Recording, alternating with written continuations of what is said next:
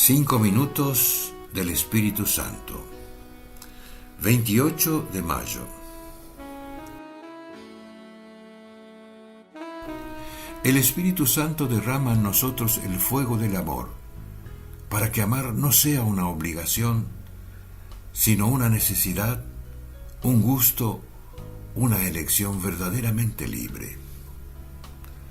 Cuando dejamos que el Espíritu Santo nos impulse al amor, entonces ya no somos esclavos de miles de cosas que tenemos que cumplir. Somos libres porque nos brotan espontáneamente las obras que agradan al Señor.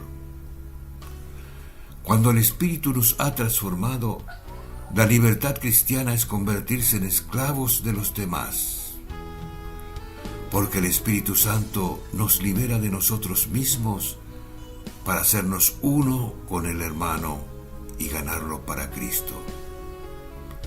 Siendo libre, me hice esclavo de todos.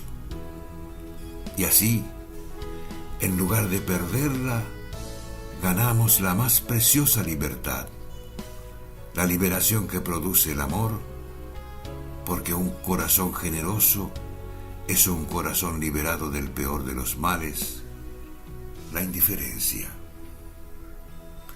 Cardenal Víctor Manuel Fernández.